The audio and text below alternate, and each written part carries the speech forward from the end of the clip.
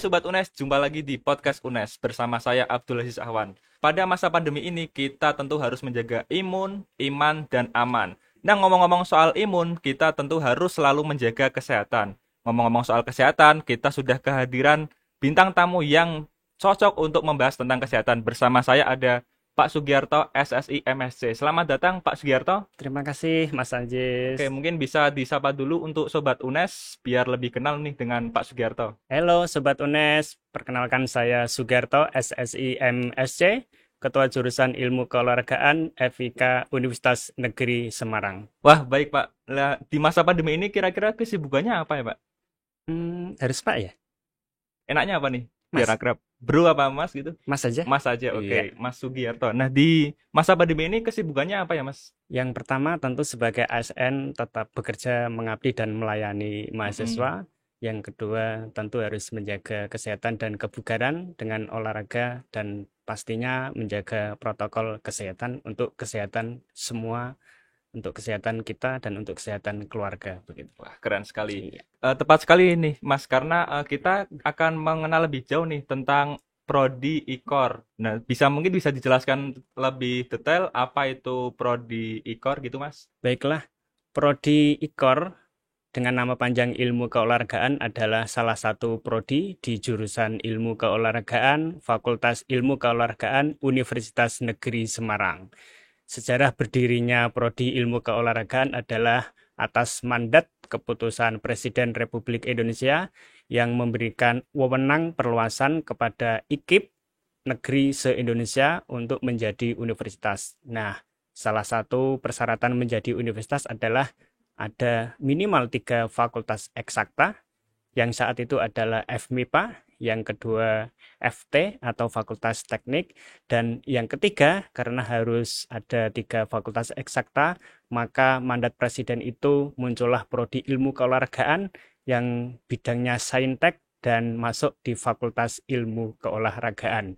Dengan berdirinya Prodi Ilmu Keolahragaan, maka otomatis secara serentak IKIP seluruh Indonesia berubah wewenangnya menjadi Universitas Negeri Semarang pada tahun 2000 sekitar bulan Januari. Wah, long story banget ini Mas. Jangan-jangan Mas Sugiarto ini yang salah satu orang yang turut mendirikan Prodi IKOR ya Mas? Iya, alhamdulillah bukan pendiri ya, tetapi pelaku sejarah sebagai Pelaku mahasiswa. sejarah, Iya, wah keren angkatan keren. pertama di jurusan Ilmu Keolahragaan tahun 1999 Wah, dan begitu. lulus langsung mengabdi di Prodi IKOR-nya sendiri ya Mas? Sempat nganggur sebentar beberapa bulan, Mm-mm. lalu alhamdulillah ada penerimaan CPNS pada tahun 2005 akhir, Mm-mm. seleksi dan pengumuman tahun 2006 bulan Februari, dan TMT 1 April 2006 alhamdulillah bergabung dengan FIK UNES di jurusan Ilmu Keolahragaan. Nah, ngomong-ngomong soal prodi IKOR nih, Mas. Nah, saya misalkan sebagai siswa kan sudah pastinya ketika mendaftar atau memilih prodi itu melihat dari akreditasinya. Lah, untuk akreditasi dari prodi IKOR ini apa ya, Mas? Alhamdulillah akreditasi terakhir Prodi Ilmu Keolahragaan oleh BAN PT A. Mm-mm. Alhamdulillah, dan akan berakhir di 2021 bulan Agustus, dan saat ini bersama-sama dengan 14 prodi lain di Universitas Negeri Semarang sedang mempersiapkan akreditasi internasional guna mendukung UNES bereputasi internasional Wah, begitu. keren Iya. banget. Oke. Nah, ngomong-ngomong soal olahraga nih, Mas. Kan di FIK itu kan nggak hanya ada IKOR ya, ada PJKR, ada PKLO. Nah, kemudian apa yang membedakan kurikulum IKOR ini dengan prodi-prodi yang lain, Mas, gitu? Baiklah, memang ada beberapa prodi di FIK. Salah satunya adalah Prodi Ilmu Keolahragaan, Mm-mm. seperti yang saya sampaikan di awal tadi adalah bidang Saintek, Saintek. non kependidikan, bergelar sarjana olahraga yang tentunya dipersiapkan untuk non keguruan. Non Ya, keguruan. non keguruan. Yang membedakan lainnya adalah tentu kurikulumnya ya. Kurikulum. Ya, kurikulumnya jelas berbeda, gelarnya berbeda, dan pangsa peluang kerja juga berbeda, dan saingan di dunia kerja sangat ketat sekarang, dan di olahraga bisa kemana-mana begitu, karena olahraga salah satu pondasi, salah satu landasan gerak yang membuat orang menjadi lebih sehat, lebih Bisa bugar, apalagi masa pandemi begini pandemi ya. butuh Ya, kesehatan. orang butuh sehat, imun tubuhnya butuh baik dan membutuhkan olahraga yang benar, tepat, dan yang bermanfaat begitu. Nah, kemudian untuk calon mahasiswa nanti ketika kuliah di ilmu keolahragaan, fasilitas apa aja gitu Mas yang akan didapatkan? Misalnya nanti bisa renang gratis 24 jam dalam seminggu atau bisa lari di atletik lapangannya atau gimana gitu Mas? Ya, tentu sebagai prodi non-kependidikan, Mm-mm. laboratorium menjadi utama agar mahasiswa menjadi lulusan yang handal dan bisa berkompetisi di dunia kerja. Sarana prasarana umum seperti lapangan tentu digunakan bersama dengan prodi-prodi lain, dan laboratorium-laboratorium di FIK juga penggunaan bersama, dan ada laboratorium yang khusus mungkin di prodi kami seperti laboratorium biomekanika olahraga, laboratorium anatomi dan fisiologi, laboratorium terapi fisik, dan tentu semua lapangan di FIK itulah laboratoriumnya anak-anak olahraga begitu, karena bisa dikaji dari berbagai ilmu dan sport science begitu. Oke, kita lanjut nih Mas. Ngomong-ngomong soal masuk ke dalam nih, di Prodi IKOR ini tenaga sumber daya manusianya atau dari dosen dan pengajarnya itu kualifikasinya sudah seperti apa ya Mas? Bisa dijelaskan mungkin biar Iya, calon mahasiswa bisa yakin gitu. tentu sesuai dengan Undang-Undang Guru dan Dosen, semua dosen dan tenaga pengajar harus bergelar minimal magister Minimal itu, dan magister. alhamdulillah di IKOR sudah tidak ada lagi dosen yang bergelar S1 sejak tahun 2006 gitu. Maaf, 2016 sudah bergelar S2, S3 dan profesor. Kami memiliki dua profesor, Dua profesor, ya, keren, keren. 8 doktor, dan sisanya bergelar magister, dan sedang kami desain, kami dukung dan kami support agar teman-teman, mungkin termasuk saya sendiri begitu ya, untuk bisa melanjutkan ke pendidikan yang lebih tinggi begitu. Selain dua profesor, ada sertifikasi-sertifikasi kompetensi yang dimiliki oleh teman sesuai dengan keahlian. Misalkan teman-teman ada yang mengikuti asosiasi profesi ahli ilmu faal manusia, ahli ilmu faal olahraga, dengan berbagai subunit seperti ahli ilmu faal olahraga prestasi, ahli ilmu faal olahraga kebugaran, ahli ilmu faal Masase Pratama, dan sertifikasi-sertifikasi yang lain yang tentu menjadi ciri khas kami di ilmu keolahragaan dan dapat memfasilitasi anak-anak kami, mahasiswa kami agar belajar lebih baik lagi begitu. Banyak banget tadi ya tenaga pendidik dan pengajarnya yang sudah tersertifikasi gitu ya. Jadi sangat tidak diragukan untuk gabung di IKOR ini ya, Mas. Iya, betul. Bahkan sertifikasi dosen dari 19 dosen olahraga yang belum sertifikasi hanya 2. Hanya 2. Iya, Wah. 17 sudah memiliki sertifikasi dosen. Iya. Nah, kemudian kita lanjut ke prestasi nih, Mas. Mungkin bisa, apakah pernah ada prestasi yang ditorehkan? Mengingat kalau olahraga ini kan yang sering banget nih menorehkan prestasi. Mungkin dari mahasiswanya atau dari dosennya bisa dijelaskan, Mas? Prestasi mahasiswa yang pertama tentu karena di Fakultas Ilmu Keolahragaan ada banyak anak kami yang menggeluti cabang olahraga prestasi, dan tentu prestasi puncaknya ada yang mengikuti kejuaraan di tingkat nasional seperti PON, kejuaraan nasional resmi, bahkan kejuaraan internasional di luar negeri. Banyak anak kami yang mengikutinya, taekwondo, lalu woodball, dan cabur olahraga yang lain. Prestasi mahasiswa yang lain, uniknya di kami memiliki olahraga rekreasi, tapi masih konsentrasi dan khusus ke para layang begitu. Jadi satu-satunya di Prodi IKOR Indonesia mungkin ya, para layang menjadi satu unggulan bagian dari olahraga rekreasi. Anak-anak kami berprestasi, mulai yang belum mengenal para layang sampai mereka menyukai dan akhirnya menjadi atlet tingkat nasional. Bahkan kejuaraan internasional mereka juga mengikuti. Itu dari mahasiswa ya. Mahasiswa. Ya, di bidang akademik PKM mungkin ya, ada beberapa anak kami yang lolos dan didanai oleh Dikti begitu untuk mengikuti lomba ajang kreatif pekan ilmiah. Itu cita-cita ya, ya cita-cita anak kami. Prestasi dosen, ya dosen kami, saya sangat bangga ya dengan dosen-dosen dan teman-teman dengan lulusan S2 dan S3 dari dalam negeri dan luar negeri, dari perguruan tinggi yang bereputasi, tentu membuat semangat kami, dan kami yakin memiliki andil untuk berkontribusi dalam pembangunan olahraga nasional dalam bidang sport science begitu ya. Oke. Wah, keren sekali prestasinya, banyak banget ya, Mas. Oke, kemudian kalau calon mahasiswa ini ingin gabung di ilmu keolahragaan, tentang peluang masuk dan kuotanya ini bagaimana, Mas? Karena ini perguruan tinggi negeri, Perguruan tinggi tentu negeri. seleksi secara terpusat begitu. Ada 3 jalur. Jalur yang pertama SNMPTN, jalur yang kedua SBMPTN, dan jalur yang terakhir adalah seleksi mandiri Seleksi oleh mandiri. Universitas Negeri Semarang. Kuota 120, Itu di 3 jalur berarti ya ya? di 3 jalur 120. Ketentuan SNMPTN 30%, 30. SBMPTN 40%, dan 40. seleksi mandiri 30%. 30%. Ya, sampai saat ini rasionya 1:5. 1:5. Wah, Ya, cukup ketat itu ya, Mas. ya, alhamdulillah semakin tahun semakin meningkat dan rasionya semakin baik ya. Oke. Kemudian jika misalkan saya kan basicnya bukan olahragawan, bukan siswa yang punya prestasi olahraga gitu, ketika saya mendaftar di IKOR gitu, Mas, apakah ada seleksi khusus yang membedakan dengan prodi-prodi lain gitu, Mas? Ya, karena di olahraga tentunya secara nasional seleksinya juga bersama-sama begitu. Kalau dulu itu ada tes keterampilan, Tes praktek, keterampilan. dan mereka datang di kampus sesuai pilihan untuk diseleksi kebugarannya. Karena tadi seleksi kita ambil mahasiswa yang terbaik karena rasionya juga tinggi. Yang kedua, karena sekarang masa pandemi nih, Masa Mas. Ya, pandemi. masa pandemi tentunya ya sejak 2018 mereka menggunakan portofolio. Ya, Portofolio. tes keterampilan sesuai dengan pedoman yang digunakan secara nasional.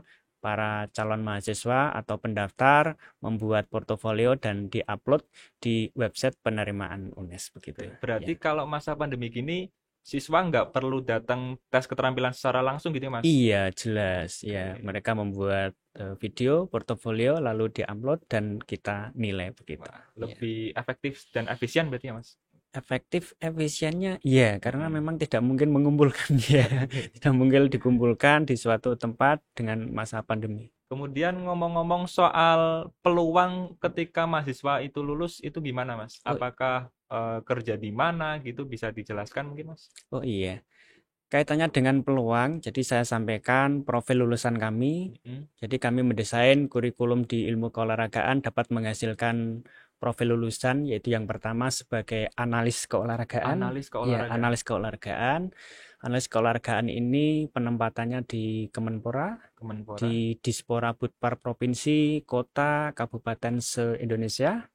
Lalu yang kedua sebagai terapi fisik, ya, sebagai terapis fisik di klinik kedokteran umum atau balai kesehatan olahraga masyarakat di seluruh Indonesia. Yang ketiga sebagai pembina keolahragaan, trainer, instruktur, baik di instansi negeri maupun swasta, baik di tingkat olahraga prestasi, olahraga rekreasi, sport tourism, atau instansi-instansi lain. Bahkan di perbankan juga ada. Di perbankan, wah, ya, keren PT banget. Angkasa Pura juga ada begitu. Nah, anak-anak kami yang bekerja di sana, dia sebagai pemantau kebugaran karyawan, lalu ngetes kebugarannya, lalu bagaimana dengan program-program latihan fisik kebugaran para pegawai bisa meningkat dengan harapan produktivitas kerja tentunya juga akan meningkat. Ya, itu peluangnya ya. Peluang pekerjaan saya pikir alhamdulillah setelah 20 tahun lebih ilmu keolahragaan berdiri dan menghasilkan lulusan yang banyak sekali tersebar di seluruh Indonesia.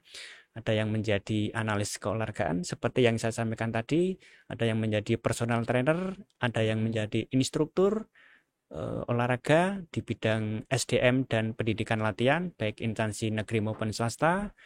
Ada yang menjadi wira swasta juga ada, ya, entertainment. Terakhir ada mahasiswa kami lulusan yang dia memang anaknya aktivis dulu ya, begitu, Mas Anggih kalau tidak salah.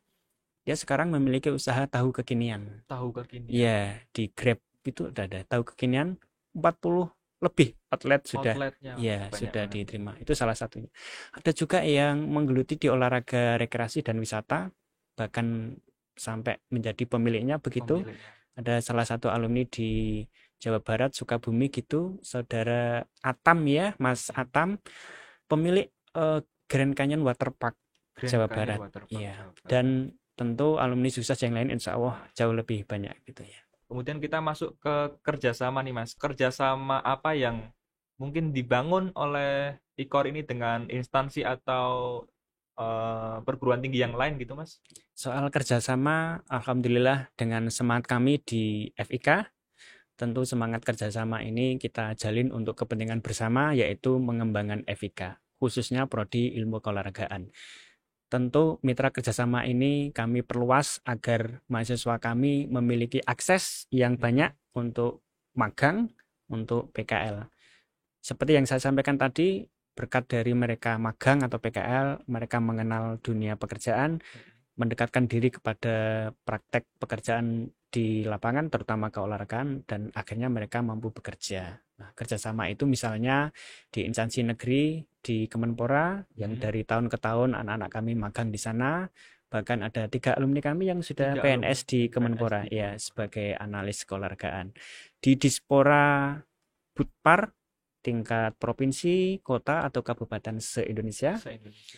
lalu Balai Kesehatan Olahraga Masyarakat se-Indonesia di bawah naungan Departemen Kesehatan, lalu klub-klub kebugaran, pengembang olahraga pariwisata, termasuk beberapa instansi lain yang membutuhkan. Termasuk di Basarnas juga loh, Wah, Mas Ansis. Basarnas. Ya, di Basarnas. Terakhir anak kami magang di sana dan alhamdulillah sebenarnya magangnya sampai Desember nih ya. Sampai Desember. Ya, tetapi atas permintaan dan melihat kompetensi anaknya mencukupi, sekarang direkrut bekerja di sana. Direkrut bekerja Sambil di sana. skripsi, Keren. menyelesaikan studi, bekerja di sana di bidang SDM dan pendidikan dan latihan. Wah, Begitu. wah. Iya.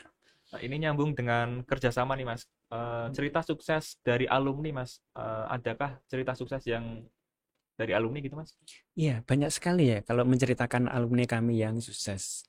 Karena seperti tadi, dengan semangat kami bersama mengembangkan FIK, tentu jalinan kerjasama selain dalam negeri juga dengan luar negeri bersama-sama dengan prodi lain. Banyak alumni kami yang sukses. Sukses yang pertama adalah dia lulus tepat waktu, tentu dengan kemampuan soft skill, hard skill yang baik yang kami bekali selama menjadi mahasiswa.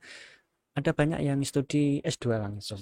Iya, jadi lulus S1 lanjut studi dalam negeri maupun luar negeri. Ada yang studi di Cina, ada yang studi di Taiwan, dan ada yang studi di Thailand. Bahkan sampai sekarang posisi belum bekerja, dan alhamdulillah S2 S3-nya juga dapat beasiswa gitu ya, S2 dan S3. Selain kerjasama dengan luar negeri, tentu kerjasama di dalam negeri kita kembangkan terus, dan tren sekarang kebijakan Mas Menteri begitu, Merdeka MBKM. Belajar, Kampus Kampus Merdeka, Merdeka. tentu menjadi kewajiban kami untuk memberikan kesempatan anak-anak kami belajar di lapangan, belajar di dunia kerja. Ya, 20 SKS di luar kampus, lalu 2 kali semester atau 1 tahun di luar kampus, dan itu memang menjadi tuntutan untuk masa sekarang ini, begitu. Wah, keren Mas. Berarti memang sudah tidak diragukan lagi Mas untuk Sobat UNES gabung di ilmu keolahragaan ini ya Mas? Iya, kami berharap bagi yang memerlukan informasi dan yang tertarik dengan ilmu keolahragaan atau sport science, ingin memiliki kontribusi kepada pembangunan nasional dalam hal keolahragaan, atau ingin meningkatkan kebugaran masyarakat, atau ingin bekerja non kependidikan di bidang keolahragaan, ilmu keolahragaan adalah salah satu pilihan yang tepat untuk menggapai masa depan, begitu ya. Iya. The last but not least nih Mas, sebelum kita tutup podcast kali ini, mungkin ada pesan yang ingin disampaikan untuk Sobat UNES gitu Mas? Baiklah, terima kasih Sobat UNES yang saya banggakan. Sehat selalu, semoga pandemi cepat berlalu dan kita bisa berjumpa dalam suasana yang lebih baik. Ilmu keolahragaan menjadi salah satu media dan memfasilitasi generasi muda bangsa untuk menggapai cita-cita menjadi sarjana olahraga, sarjana yang bermanfaat untuk masyarakat, dan mengembangkan kepribadian yang baik sebagai generasi yang unggul untuk pembangunan olahraga nasional. Bergabunglah bersama kami Prodi Ilmu Keolahragaan FIK Universitas Negeri Semarang. Kami tunggu ya. Wah, nggak kerasa nih Mas, udah cukup panjang dan lama ya kita ngobrol. Sebelumnya saya makasih untuk Mas Sugiarto atas waktunya untuk menyempatkan hadir di podcast UNES. Mungkin kita next time bisa ngobrol lebih dalam dan lebih lama ya Mas. Ya, terima kasih sama-sama telah diundang dan Insya Allah siap kembali diundang untuk Oke, promosi menarik sekali. Universitas Negeri Semarang. Oke, nah untuk sobat podcast UNES jangan lupa untuk saksikan YouTube kami ada di podcast UNES dan jangan lupa juga untuk ikuti kami ada di Instagram @podcastunes. Terakhir, dengarkan juga podcast kita ada di Spotify. Saya Abdul Aziz Ahwan pamit undur diri. See you.